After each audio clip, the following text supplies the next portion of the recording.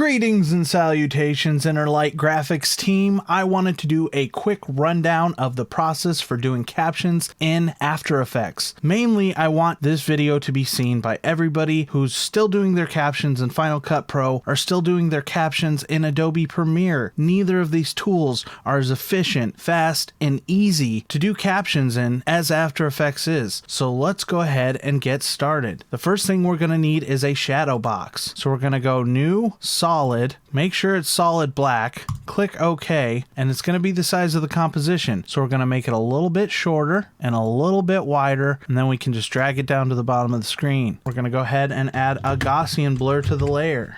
And I'm going to put that at about 300%. And what that's going to do is that's just going to soften that top edge right there. Now we want to go ahead and adjust the opacity so it's not solid black. While we're at it, we're going to go ahead and go to the very beginning of when he starts speaking, and we're going to make a keyframe. We'll come back to the beginning and set the keyframe for the opacity to 0%. Let's go ahead and set a keyframe right about there. Go to the end, set the keyframe to 0. It's going to fade into place. It's going to hold behind the text throughout the video, and then at the end of the video, it's going to fade out. Now that we've got our shadow box all set up, it is time to start the text. So let's go to the very beginning of his first sentence, and let's hear what he has to say. You want to know what destroys relationships? You want to know what? The decision I want to make here at this point is to start deciding what I want my captions to look like throughout the video. This is the point where we're going to set, is it going to be all caps? Is it going to be bold? Is it going to be italic? What color is it going to be? Let's go with a light blue. How big do we want it to be? Let's scale it down a little bit. What font do we want it to be? I'm happy with this font. We're going to make sure paragraph is centered, and we're going to go ahead and go to the align window and align it to center as well. And now I'm going to position it down to just sit in that shadow box, and I'm actually going to go ahead and position the shadow box to come up just a little bit to sit behind it a little more. So we'll play with the position on these two until we're happy with how it looks. And there we go. I'm very happy with how that looks. Let's go ahead and bang these out. I want to set 2 keyframes right at the beginning. First, opacity. Second, and here is the game changer. If you are working to do your captions in Final Cut Pro or Premiere, you are probably creating a text layer, writing your first sentence, and then you're duplicating that text layer and creating another one for the next sentence, and another one for the next sentence, and another one for the next sentence, and then you get to the end of your project and you probably wrote caption by creating hundreds of text layers.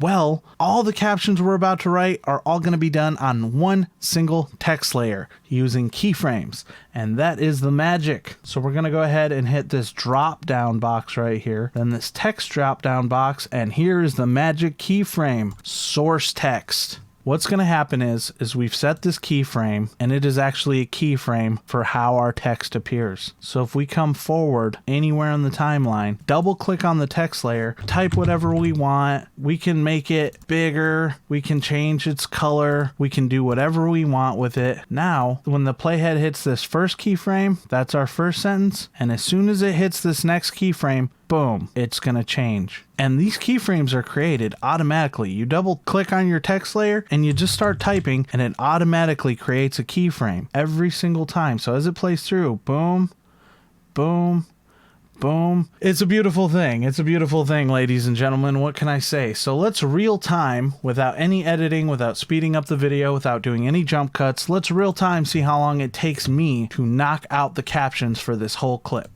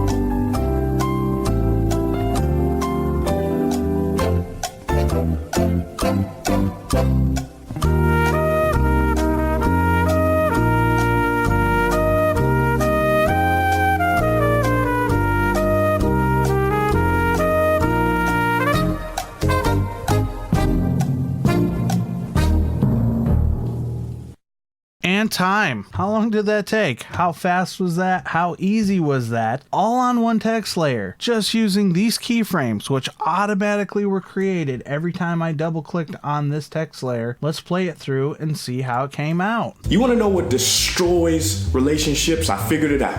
You want to know? It is a 4-letter word called want. Baby, I want you to... Wasn't that beautiful? Wasn't that easy? Wasn't that convenient? Now, we created 2 keyframes at the very beginning of this. One for source text, one for opacity. So what are we doing with the opacity?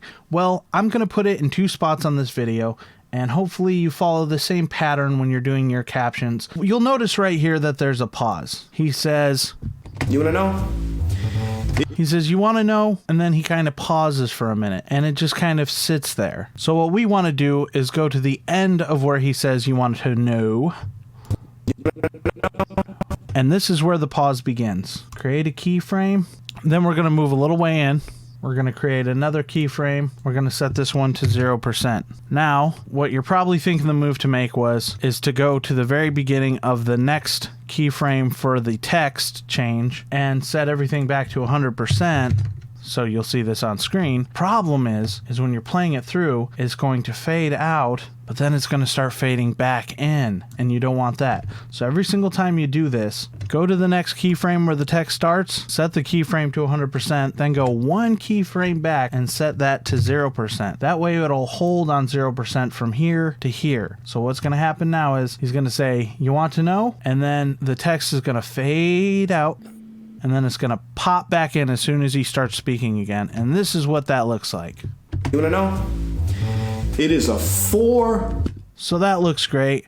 Now, you guys already know that when we have on-screen typography, we don't put it in the captions because it would be redundant to have it written up above and written down below. Notice how right here he said called want, and I only wrote called. The thing is called just sits there on the screen while he's saying the word want. That doesn't look good either. And it actually sits all the way over to the next shot until he starts speaking again. Then it snaps to the next sentence. So you don't want called just sitting there the whole time. So that's another time that it's a good time to keyframe opacity. So let's go ahead and move to right when want pops on the screen. Set a keyframe for opacity, move it a few frames forward, set it to 0%. Then go to the next frame, next keyframe where text changes, set a keyframe for 100%. Go back 1 frame, set it to 0%. You want to know what Now, watch the captions when we get that on-screen typography. Called want. Baby, I want you to... Doesn't that look gorgeous? Now here's a couple cool bonus things to keep in mind using the source text keyframe. 1, you don't actually have to have anything written in the text. Say that you wanted this to go ahead and not fade out, but to just snap to invisible. I can delete these keyframes for the opacity. If I double click on this text layer and just hit backspace, boom, it creates a keyframe. So now when he says, do you want to know? As soon as it hits that keyframe when he starts his pause, snaps to invisible, then snaps back on.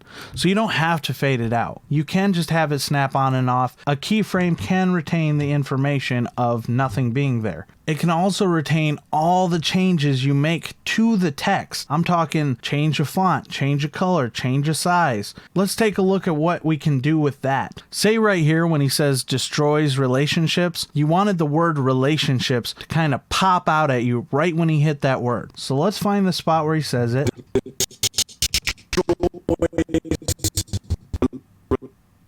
Relationships.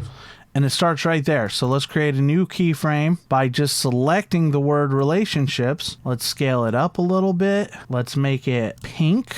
Let's make it italic. And if you want to, I don't know, change the font even. Ooh, that's a little crazy. Or let's go with a different font, huh? That looks ridiculous and horrible, but let's see what it does. You want to know what destroys relationships? I figured it out. You want to know? It is a... Ooh, and I just realized that we did not write I figured it out. And that's not a problem, because look at how easy this is. We're going to go ahead and take this keyframe, copy it, and paste it here, and just write I figured it out. Done. You want to know what destroys relationships? I figured it out. You want to know?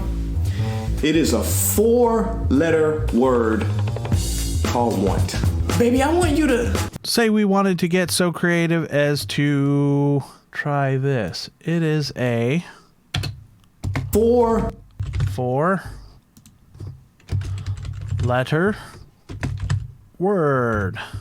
How quick and easy was that to pull this off? You know, it is a 4-letter word called want.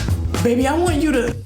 So that is the quick and easy and convenient way to do captions in After Effects, and I hope you see now how great it is in comparison to doing it in Premiere or doing it in Final Cut. It's the most efficient way to go. The truth is After Effects is a program designed for typography. And what are captions? They're simply typography placed on a lower third. So this really opens up the door to a lot of creative things you can do. There's so much more I could cover. There's so many other cool techniques that I could show you that can be achieved with the captions in After Effects, but I'm going to go ahead and leave it at this for today, and I hope you learned something new.